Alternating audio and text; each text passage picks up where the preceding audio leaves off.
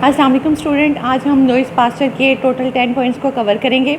इन तमाम पॉइंट से related videos मैंने अपलोड कर दी हैं। मैं आपको साथ साथ गाइड भी करूँगी कि आपने उन वीडियोस से कैसे इस लेक्चर को, कैसे इस टॉपिक लुइस पास्चर को प्रिपेयर करना है। हम शुरू करते हैं। Louis Pasteur is written by Margaret Avery. Margaret Avery ने इस चैप्टर को लिखा है। हाँ, उनके फादर से हम शुरू करते हैं। लुइस पास्चर के फादर फ्रांस की फ़ौज में थे। उस वक्त फ्रांस के सिपह सालार नेपोलियन थे और नेपोलियन के फ़ौज के कंस्क्रिप्ट थे। उसके बाद जब पास्चर पैदा हुए तो वो पास्चर डोल नाम के एक इलाके में पैदा हुए और एक तहसील में जिसका नाम था जूरा। इंग्लिश में कहते हैं जूरा, लेकिन फ्रेंच में यूरा इसकी प्रोनाउंसिएशन है। यानी वो यूरा डिस्ट्रिक्ट फ्रांस में डोल के मकाम पर पैदा हुए एंड इट वाज 1822। ये 1822 की बात है। फिर जब वो 2 साल के थे तो वो आबवा नाम की जगह पर शिफ्ट हो गए। वहाँ पर पहली दफ़ा इनकी स्कूलिंग 2 साल की उम्र में आबवा शिफ्ट हो गए और वहाँ पर कम्युनल कॉलेज नाम के इंस्टीट्यूशन में उनकी पहली बार स्कूलिंग स्टार्ट हुई। उसके बाद चूँकि आबवा में जो था वो बेटर प्रॉस्पेक्ट नहीं थे, छोटी जगह थी, तो वो बिज़स नाम की जगह पर चले गए और यहाँ पर इसको लिखते और तरह बिसेंकल लिखते हैं लेकिन बिज़स पढ़ते हैं। बिज़स नाम की जगह पर चले गए। यहाँ पर इन्होंने साइंस और आर्ट्स में ग्रेजुएशन की और इसी इंस्टीट्यूशन में इन्होंने स्टाफ की जॉब स्टार्ट कर दी। यहाँ पर इनको जो है केमिस्ट्री में बहुत ज़्यादा इंटरेस्ट हो गया और केमिस्ट्री के प्रोफेसर से ये बहुत सारे क्वेश्चन करते थे और उनके जवाब उनको नहीं आते थे और वो बहुत ज़्यादा एम्बैरसमेंट फील करते थे और कहते थे कि क्वेश्चन जो है सिर्फ जो है स्कॉलर्स का टीचर पूछ सकता है, उस टीचर से क्वेश्चंस नहीं पूछे जा सकते। उसके बाद 1942 में इन्होंने फर्दर अपनी एजुकेशन को इम्प्रूव करने के लिए द ग्रेट ईखल नॉर्मेल नाम के इंस्टीट्यूशन में अप्लाई किया, लेकिन इनकी 14th पोजीशन आई जो इनको बिल्कुल पसंद नहीं आई। अगले साल 1943 में दोबारा से यहाँ पे अप्लाई किया, उनकी 4th पोजीशन आई और इससे वो कंपैरेटिवली काफ़ी जो है वो सेटिस्फाई हो गया और उन्होंने ईखल नॉर्मेल में एडमिशन लिया। यहाँ से केमिस्ट्री में इन्होंने मास्टर्स किया और उसके बाद 1846 में स्ट्रासबर्ग अकेडमी नाम की यूनिवर्सिटी में डेप्यूटी प्रोफेसर मुकर्रर हो गए। स्ट्रासबर्ग अकेडमी से मुराद स्ट्रासबर्ग यूनिवर्सिटी है और यहाँ पर वो अपनी फ्यूचर वाइफ से मिले जो इसी अकेडमी के रेक्टर यानी हेड की बेटी थी। उनका नाम मैरी लॉरेंट था। मैरी लॉरेंट से इन्होंने 1850 में शादी की। शादी वाले दिन पास्चर अपनी तहकीक में इतने मसरूफ़ थे कि वो भूल गए कि उस दिन उनकी शादी है और उनके दोस्त को उनको जाकर लाना पड़ा, लेकिन उनकी शादी बहुत ज़्यादा सक्सेसफुल रही। मैरी लॉरेंट जो है उनकी रिसर्च के काम में उनके लिए बहुत हेल्पफुल साबित हुई। पास्चर जो है ये सारी चीज़ें जो हैं ये हम पास्चर की अर्ली लाइफ डिस्कस कर रहे हैं। पास्चर एक साइंटिस्ट हैं और साइंसदान के तौर पर उन्होंने कौन से मार्के सर अंजाम दिए, ये चैप्टर उसी के बारे में है, लेकिन हम यहाँ पर पास्चर की अर्ली लाइफ को पढ़ रहे हैं। और इसके अलावा पैट्रियोटिज़म से रिलेटेड भी अर्ली लाइफ से ही रिलेटेड चीज़ें हैं कि पास्चर ने 1848 में जब जर्मनी और फ्रांस की जंग हुई तो पास्चर ने अपने आप को फ्रांस की तरफ से सोल्जर के तौर पर, नेशनल गार्ड के तौर पर एनरोल कराया। उसके बाद एक दफ़ा उनका एक पैलेस से आप कह लें कि एक कुर्बान गाह से उनका गुज़र हो रहा था। वहाँ पे ये लेबल लिखा हुआ था कि अपने प्यारे वतन के लिए कुछ कुर्बान करें। ये देखते ही पास्चर ने अपनी सारी दौलत 150 फ्रांक जो हैं वो फ्रांस के लिए डोनेट कर दिए। पास्चर बहुत ज़्यादा जो थे वो पैट्रियट थे। अब ये है पास्चर की अर्ली लाइफ, जिसमें पास्चर की अर्ली लाइफ, उनके फादर से रिलेटेड इन्फॉर्मेशन, उनकी शादी से रिलेटेड इन्फॉर्मेशन और उनके एजुकेशनल करियर से रिलेटेड इन्फॉर्मेशन के साथ साथ उनकी पैट्रियोटिज़म से रिलेटेड इन्फॉर्मेशन भी सारी उस वीडियो में आपको मिलेगी। वो होगी, उस पर मैंने नंबर 1 लगाया होगा, वीडियो के नाम से पहले मैंने नंबर 1 लगाया होगा Louis Pasteur early life. Number 1 video भी और नंबर 2 वीडियो भी, Louis Pasteur early life number 2, ये दोनों वीडियोज़ जो हैं आप देखेंगे तो इसमें आपकी चैप्टर के तमाम अर्ली लाइफ से रिलेटेड तमाम इंपॉर्टेंट लाइन्स, सिनोनिम्स और क्वेश्चन आंसर्स कवर किए हुए हैं।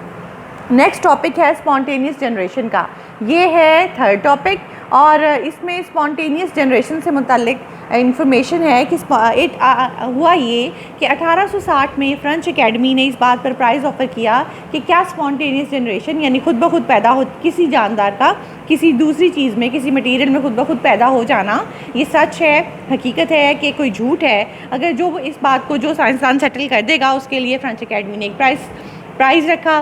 पास्चर ने इस कंपटीशन में खुद को एनरोल कराया और उन्होंने कहा कि स्पॉन्टेनियस जनरेशन एक फ़ैक्ट नहीं है। और जबकि उनके मुखालफिन ने कहा कि उनके तो रिज़ल्ट्स बिल्कुल अपोजिट आए हैं। पास्चर ने आर्बिट्रेशन के लिए सालसी कराने के लिए कहा और फ्रेंच एकेडमी ने एक कमीशन मुकर्रर कर दिया, एक जूरी मुकर्रर कर दी जिसके सामने पास्चर ने और उनके मुखालफिन ने अपने तजर्बात को रिपीट करना था। पास्चर मुकर्ररा दिन पे अपरेटस से लोड होकर लद कर जो है और अपने तजर्बा करने का सामान लेकर वहाँ पे पहुँच गए, लेकिन जो उनके मुखालफिन थे उनके पास कुछ भी नहीं था। उन्होंने कहा कि आज मौसम ठीक नहीं है तो हमें जो है वो मौसम बेहतर होने का इंतज़ार करना चाहिए। जूरी ने कमीशन ने उनकी इस बात को रिजेक्ट कर दिया। पास्चर ने अपने तजर्बात दोहराए और इस तरह से उन्होंने ये साबित किया कि स्पॉन्टेनियस जनरेशन कोई हकीकत नहीं है। और उन्होंने अपने तजर्बात दूध के ऊपर किए, मिल्क के ऊपर किए। उन्होंने कहा कि दूध में खुद ब खुद बैक्टीरिया पैदा नहीं होता। अगर दूध में से सारे बैक्टीरिया को ख़त्म कर दिया जाए और तमाम हवा जो इसको छुए उसको भी फ़िल्टर रखा जाए, उसमें कोई जर्म या गंदगी दाखिल ना होने दी जाए तो दूध कभी भी नहीं बदलेगा। और इस तरह से उन्होंने स्पॉन्टेनियस जनरेशन के हकीकत को नेगेटिव में हमेशा के लिए सेटल कर दिया।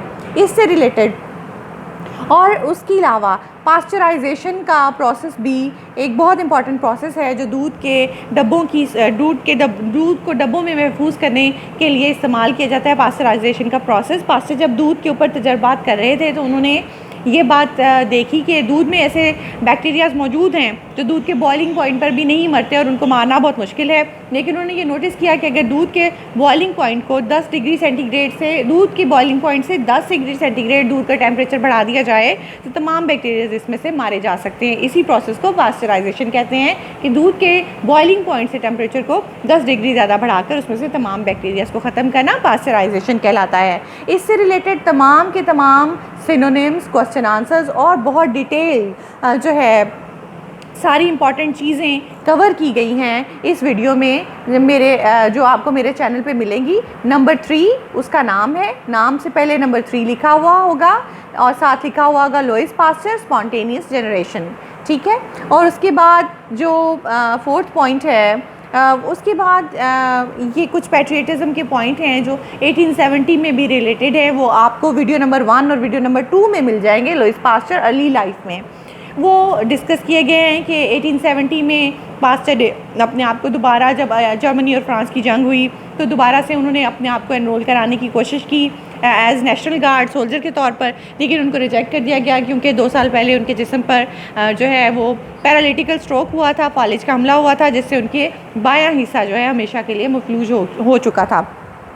उसके बाद 1870 ये जो है हमारी यहाँ से और उसके बाद पास्चर जो हैं जब 1870 में जंग हुई जर्मनी और फ्रांस की तो पास्चर ने जो अपनी पीएचडी की डिग्री थी यहाँ पर पीएचडी की जो डिग्री थी वो ली हुई थी, डॉक्टर ऑफ मेडिसिन की डिग्री थी वो ली हुई थी बॉन, यूनिवर्सिटी ऑफ बॉन जर्मनी से।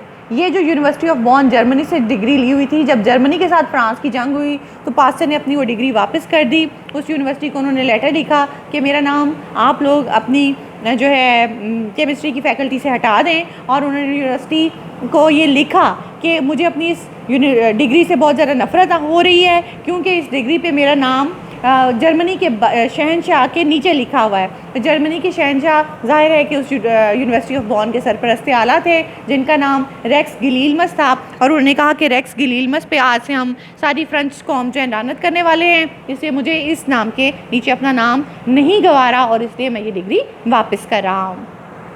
ये पैट्रियटिज़म से दोनों रिलेटेड हैं और ये आपको वीडियो नंबर 1 और वीडियो नंबर 2 में डिटेल से और अच्छी तरह समझ आएगी जब आप उस वीडियो को देखेंगे। तो उसके बाद हम चल रहे हैं ब्रूइंग की तरफ। 1870 में इन पास्चर ने काम किया फर्मेंटेशन के ऊपर।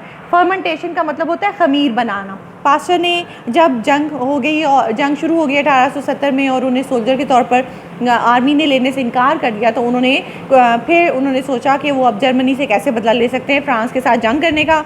उन्होंने कहा कि जर्मनी बहुत अच्छी बियर बनाता है, फ्रांस भी बियर उससे मंगवाता है, इंग्लैंड भी मंगवाता है, पूरे यूरोप में वो बियर सप्लाई करता है। तो उसने पास्टर ने ब्रूइंग नाम का, ब्रूइंग का मतलब बियर बनाना, ब्रूइंग पे रिसर्च शुरू की। खमीर लगाने पे, जो शराब बनाने का या बियर बनाने का प्रोसेस है, उसमें ख़ास किस्म का बैक्टीरिया डालकर जूस को शराब में चेंज किया जाता है, उसको फर्मेंटेशन कहते हैं। उसके ऊपर पास्टर ने काम किया, क्योंकि बैक्टीरिया के ऊपर पास्टर पहले से काम करते रहे हैं। उन्होंने स्पॉन्टेनियस जनरेशन के ऊपर दूध में भी बैक्टीरिया को उन्होंने स्टडी किया, और अब ब्रूइंग पे उन्होंने स्टडी किया और बहुत अच्छा मेथड जो है वो बियर बनाने का निकाला। उन्होंने बियर बनाने, इतनी अच्छी बियर उसके बाद से फ्रांस तैयार करने लगा जितनी जर्मनी बनाता था। उन्होंने बियर बनाने का ये अच्छा सा फार्मूला जो है इंग्लैंड को भी भेजा, ताकि इंग्लैंड जर्मनी से बियर मंगवाना भी बंद कर दे और फ्रांस का बहुत अच्छा दोस्त भी बन जाए। और जो है एक बुक भी शाया हुई इंग्लैंड में एट्यूड ला बियर के नाम से 1876 में, जिसमें पास्टर की इस डिस्कवरी को, बियर बनाने की इस डिस्कवरी को बड़ी डिटेल से डिस्कस किया गया है। और उसके बाद पास्टर ने जब ये कहा कि जो भी चीज़ें, जब पास्टर ने फर्मेंटेशन पे काम किया, तो लिस्टर ने भी पास्टर की इस डिस्कवरी को, फर्मेंटेशन का प्रोसेस जो है बैक्टीरिया की वजह से होता है। किसी भी चीज़ की कोई भी चीज़ उस वक्त बदलती है जब उसमें बैक्टीरिया दाखिल होता है। तो लिस्टर जो थे वो पहले से, लिस्टर नाम के एक सर्जन जो थे वो पहले से इन्फ्लेमेशन ऑफ वूंड पे काम कर रहे थे, कि जहाँ पर सर्जरी का कट लगा जाता है उस वूंड में क्यों पैदा हो जाती है पीप और पस, और वो गल जाता है और ख़राब हो जाता है, उसको कहते हैं इन्फ्लेमेशन, कि उसमें जो है इन्फ्लेमेशन क्यों हो जाती है। और उन्होंने सोचा कि पास्टर कहता है कि चीज़ें बैक्टीरिया की वजह से बदलती हैं, तो कहीं इस ज़ख़म में भी बैक्टीरिया दाखिल तो नहीं हो जाता जिसकी वजह से उसमें इन्फ्लेमेशन हो जाती है। और ये फिर प्रूव हुआ कि उसमें इन्फ्लेमेशन होने की वजह बैक्टीरिया ही है, ख़ास किस्म का बैक्टीरिया है जो ज़ख़म में दाखिल होता है तो उसमें पस पड़ जाती है। तो फिर लिस्टर ने एसेप्टिक मेथड दरियाफ़्त किया। एसेप्टिक मेथड आजकल भी सर्जरी में बहुत ज़्यादा इस्तेमाल किया जाता है। एसेप्टिक मेथड क्या है कि जरासीम को सर्जरी करने से पहले कट में दाखिल होने से रोकने के तमाम एहतमाम किए जाएँ। सर्जन के हाथ, ग्लव्स को, इंस्ट्रूमेंट्स को, ऑपरेशन थिएटर की हवा को, वो कपड़े जिस पे पेशेंट को लिटाना है, हर चीज़ को डिसइंफेक्ट कर लिया जाए, जरासीम से पाक कर लिया जाए। इसको एसेप्टिक मेथड कहते हैं। और पास्चर की डिस्कवरी के बाद उसी को बेस बनाते हुए लिस्टर ने एसेप्टिक मेथड का आगाज़ किया सर्जरी में। पास्चर की ये डिस्कवरी, ब्रूइंग करने की ये डिस्कवरी, जो उसने फर्मेंटेशन पे काम किया, और लिस्टर का काम जो इन्फ्लेमेशन पे है, इससे रिलेटेड आपको एक वीडियो मिलेगी जो बहुत ज़्यादा डिटेल से इस बात को डिस्कस करती है, और उसमें बहुत क्लियरली आपको हर चीज़ समझाई गई है, सिनोनिम्स भी बताए गए हैं, क्वेश्चन आंसर्स भी सिखाए गए हैं सारे इससे रिलेटेड। तो वो है वीडियो ये वाली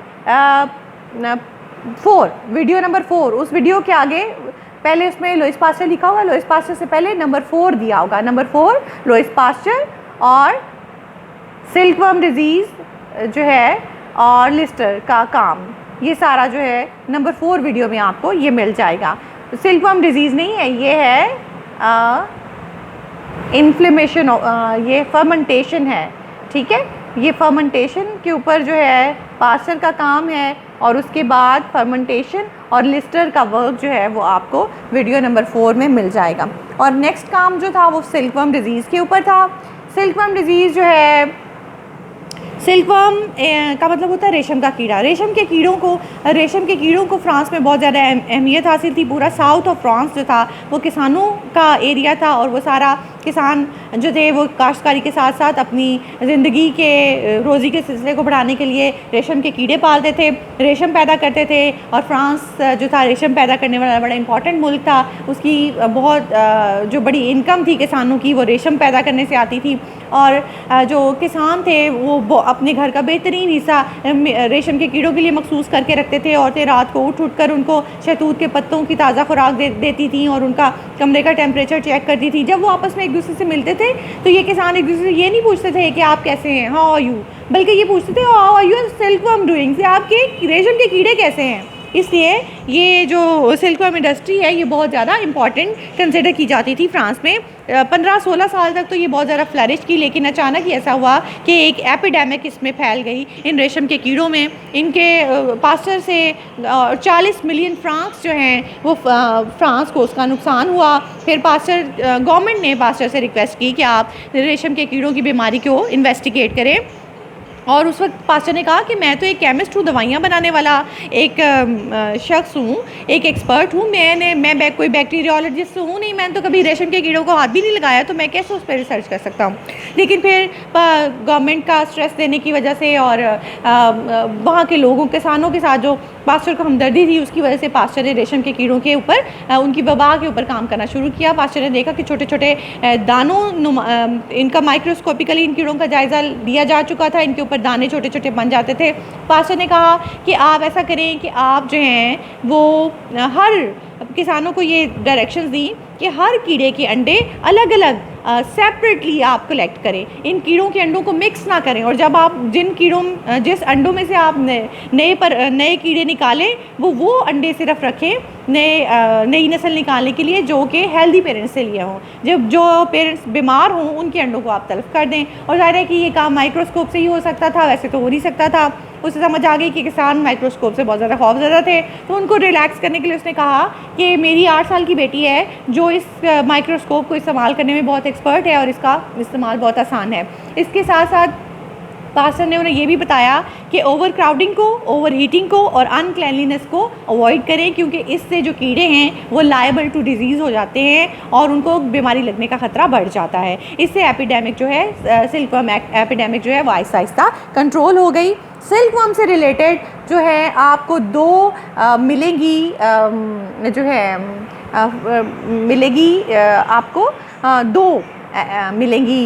वीडियोस। वीडियो नंबर 4 और वीडियो नंबर 5 जो है लुईस पास्चर की सिल्कवर्म डिजीज़ के ऊपर है। वो आप लोग जब देखेंगे तो आपको समझ आएगी कि सिल्कवर्म का प्रॉब्लम क्या है और इससे रिलेटेड आपने क्या क्या प्रिपेयर करना है अपने पेपर के लिए। अब उसके बाद 6 वाला जो आपका पॉइंट है, और ये भी एक बात है कि 1868 में इतना उसने इसके ऊपर रिसर्च की और इतना ज़्यादा काम किया सिल्कवर्म के ऊपर कि उसको पैरालिटिकल स्ट्रोक हुआ और उसका एक जो बायां हिस्सा है वो जिस्म का हमेशा के लिए मफलूज हो गया था। हम उसका दिमाग जो है वो ठीक रहा और कुछ सालों के बाद वो अपना रिसर्च वर्क कंटिन्यू करने के काबिल हो गया।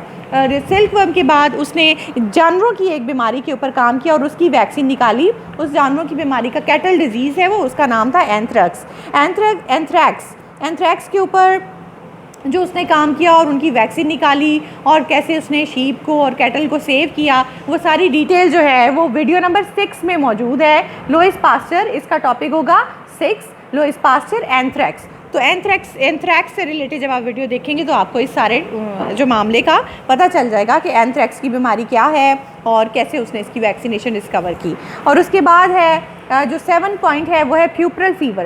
प्यूपरल फीवर जो है ये औरतों में मैटरनिटी डिजीज़ थी जो मैटरनिटी के दौरान औरतों को हो जाती थी, और ये एपिडेमिक की सूरत पूरी दुनिया में फैल गई। औरतें बहुत ज़्यादा तादाद में मरने लगीं। और फिर एक दफ़ा क्या हुआ कि जो है एक बहुत ही बड़े ऑफिसर जो थे वो बता रहे थे तमाम असबाब वाक़यात के, वो कौन से वाक़यात हैं जिनकी असबाब हैं जिनकी वजह से प्यूपरल जो फ़ीवर है वो मैटरनिटी के दौरान औरतों को हो रहा है। तो पास्टर ने उन्हें टोका, उन्होंने कहा कि जो सारे असबाब आप बता रहे हैं उनमें से कोई भी सबब जो है वो इस बीमारी के फैलने की वजह नहीं है। ये बीमारी एक माइक्रोब, एक जर्म से होती है, और वो जर्म जो है वो उसको डॉक्टर्स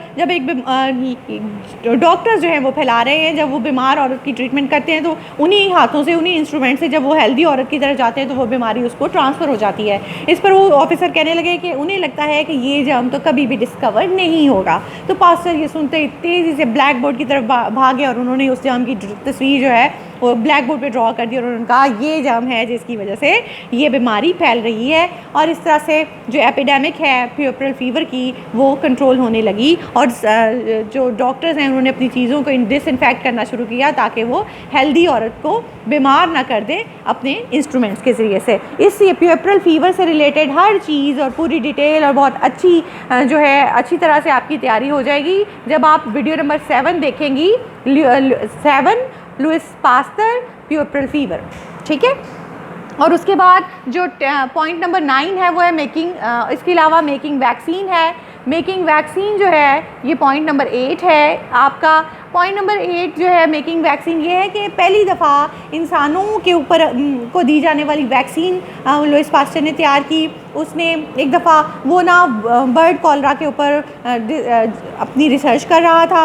हुआ ये कि कुछ दिन के लिए वो लेबॉर्ट्री से बाहर गया छुट्टियां मनाने के लिए। जब वो लेबॉर्ट्री में वापस आया तो उसने देखा कि बर्ड कॉलरा के जो जर्म्स हैं जो उसकी लेबॉर्ट्री में उसने अपनी कल्चर प्लेट के ऊपर उगाए हैं वो मर रहे थे या मरे हुए थे। उसने ये मरे हुए और मरते हुए वीक जरासीम जो हैं ये बर्ड्स में दाखिल कर दिए। तो एक दो ग्रुप्स बनाए, एक ग्रुप में ये वीक जर्म्स दाखिल कर दिए और एक ग्रुप में ये फाउल कॉलरा के जो वीक जर्म्स हैं वो नहीं दाखिल किए। फिर उसने ताकतवर और पॉइजनस फाउल कॉलरा के जो जर्म्स हैं वो दोनों ग्रुप्स में दाखिल करके देखा कि जिनको पहले से वीक जर्म्स की डोज मिल चुकी थी उनको वो बीमारी ना हुई, और जिन बर्ड्स को वीक जर्म्स की बीमारी के जरासीम जो है वीक जर्म्स जिनमें नहीं एंटर किए गए थे, जब उनमें ताकतवर जरासीम एंटर हुए तो उनकी डेथ हो गई फाउल कॉलरा से, हैज़ा से। तो इस तरह से उसने वैक्सीन तैयार की।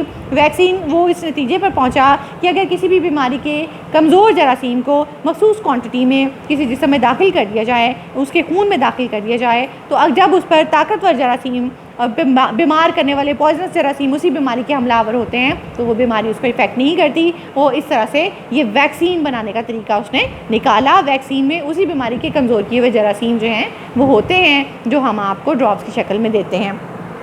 वैक्सीन से रिलेटेड जो है और भी बहुत सारा मटेरियल है और बहुत सारी इंपॉर्टेंट चीज़ें हैं जो कि कवर की गई हैं ये 8 में।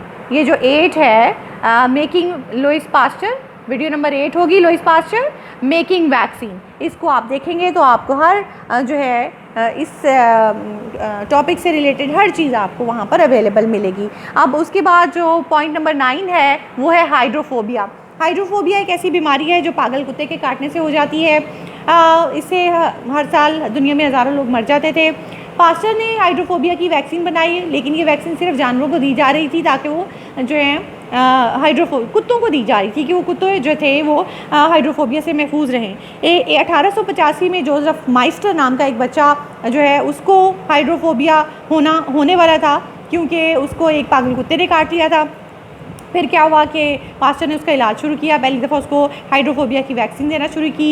ये पहली दफ़ा था कि इंसान के ऊपर वैक्सीन अप्लाई की गई।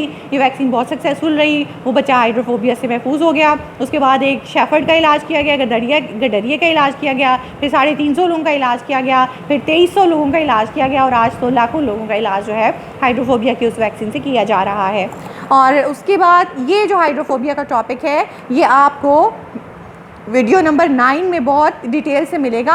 इसमें हाइड्रोफोबिया की मैंने अलामात डिस्कस की हैं कि हाइड्रोफोबिया होता क्या है, इसमें क्या होता है, किस चीज़ पे इफ़ेक्ट होता है और ये कितनी खौफनाक बीमारी है और फिर जो है इससे कैसे डेथ होती है। जो सारी डिटेल्स आपके चैप्टर में मौजूद हैं वो मैंने आपको इनमें समझाई हुई हैं। सिनोनिम्स भी, क्वेश्चन आंसर्स भी, हर चीज़ इस डिस्कस की हुई है। Video number 9 Lewis pasture hydrophobia में आपको मिलेगी।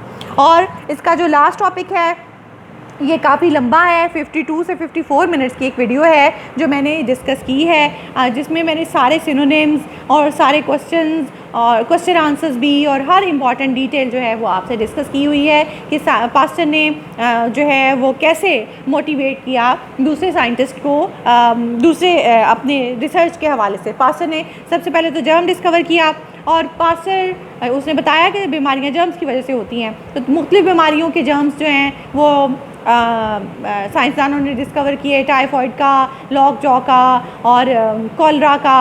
और इसके अलावा ये बीमारियां क्या हैं, कैसे इफ़ेक्ट करती हैं, कैसे फैलती हैं, ये सब भी आपकी बुक पे डिस्कस किया गया है और मैंने इस वीडियो में बड़ी डिटेल से आपसे डिस्कस किया है। और दूसरा, पास्चर ने साइंसदानों को वैक्सीन बनाने का तरीका दिया और साइंसदानों ने दूसरी बीमारियों के वैक्सीन्स भी तैयार कर ली पास्चर के तरीके को फॉलो करते हुए। तो इस तरह से ये 10 वीडियोज़ हैं जो आप लोगों ने देखनी है और इनकी नंबर्स को फॉलो करते हुए देखनी है, जिससे आपको ये सारा लुईस पास्चर अच्छी तरह से समझ आ जाएगा। Thank you so much.